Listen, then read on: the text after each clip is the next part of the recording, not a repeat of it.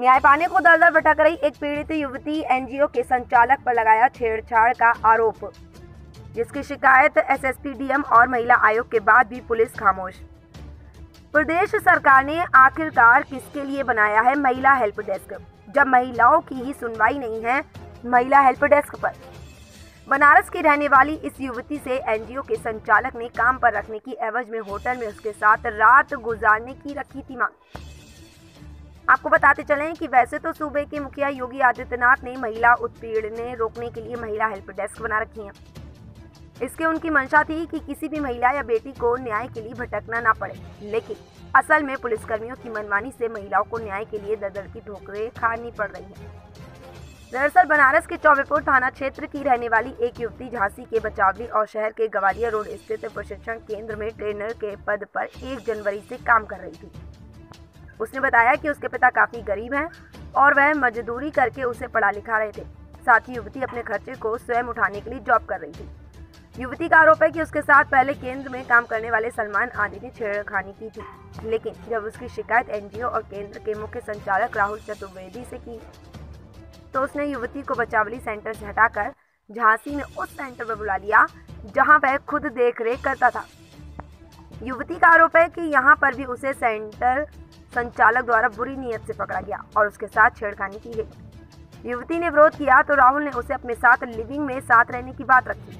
इसके लिए राहुल ने उसे अधिक सैलरी देने की बात कही थी, लेकिन जब युवती ने राहुल चतुर्वेदी की मांग को ठुकरा दिया तो राहुल ने उसे अप्रैल माह में सेंटर से 18 दिन की छुट्टी की बात कहकर वापस उसके गांव भेज दिया और इसके बाद उसे काम पर वापस न आने की बात कह दी।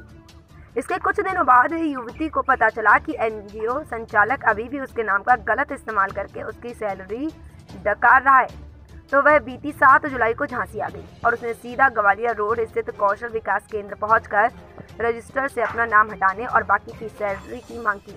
तो पहले तो राहुल उस पर भड़क गया और बाद में उसने फिर से उसने लड़की से एक नाजायज मांग कर दी। युवती का कहना था कि राहुल ने उससे एक रात होटल के साथ गुजारने की मांग की थी और कहा था कि इसके बाद उसे सैलरी भी अधिक मिलेगी और काम भी नहीं करना पड़ेगा।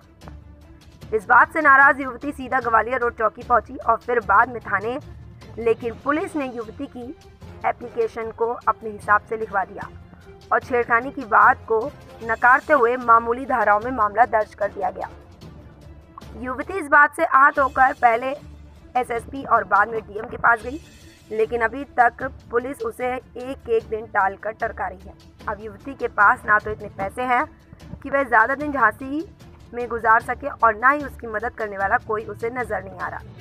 लेकिन इसके बाद भी युवती हर हाल में अपने साथ हुए इस अन्याय के खिलाफ लड़ने को मैदान में डटी है और बार बार पुलिस की कार्यशैली पर सवाल खड़े कर रही है। हालांकि युवती ने महिला आयोग की सदस्य कंचन जायसवाल से भी मदद की मांग की है फिलहाल सीपरी पुलिस युवती के मामले को बार बार टालने का प्रयास क्यों कर रही है, ये एक बड़ा सवाल है। युवती का कहना है कि अगर वह इस कार्रवाई से पीछे हटी तो एनजीओ चलाने वाले राहुल और सलमान मिलकर न जाने और कितने लोगों की जिंदगी को बर्बाद कर देंगे। झांसी से रिपोर्ट। रहता था, उसने हमारे साथ छेड़खानी करने के बाद मुझे ऑफ़र देने लगा और ये चीज़ें मैं इग्नोर की। जब मैं थाना में एफआईआर दर्ज कराई तो पुलिस ने एफआईआर दर्ज करते हुए उस पर नॉर्मल धाराओं पे मुकदमा लिखा और फिर अब वो मुझे डरा रहा है, धमका रहा है। फिर उसके बाद जब मैं एसपी, डीएम, महिला आयोग के पास गई, उन लोगों ने भी कार्रवाई करने के लिए बोला, लेकिन आज 3 दिन हो गए कोई कार्रवाई नहीं हो रही है। क्या बोला था राहुल ने हमें बोला था कि हमारे साथ एक नाइट स्टे करो, मैं आपकी दुगनी सैलरी करूँगा, अगर आप ऐसा नहीं करते हो तो मैं आपके परिवार वालों को और आपको मैं बदनाम करूँगा और मैं फलाना नुकसान पहुँचाऊँगा। किस चीज़ का ऑफिस है? ऑफिस ग्वालियर रोड पे DDU GKY सेंटर है। राहुल चतुर्वेदी प्रोजेक्ट हेड के पोस्ट पे रहता है। आप किस पोस्ट पे काम करती हैं? मैं एज ए ट्रेनर। कब से जॉब कर रही थी आप? मैं 1 जनवरी से। आप क्या चाहती हैं? अब मैं ये चाहती हूँ कि इसके खिलाफ सख्त से सख्त कार्रवाई किया जाए और मेरी जॉब भी वापस दी जाए और इसको सेंटर से निकाला जाए। उसने जॉब से निकाल दिया?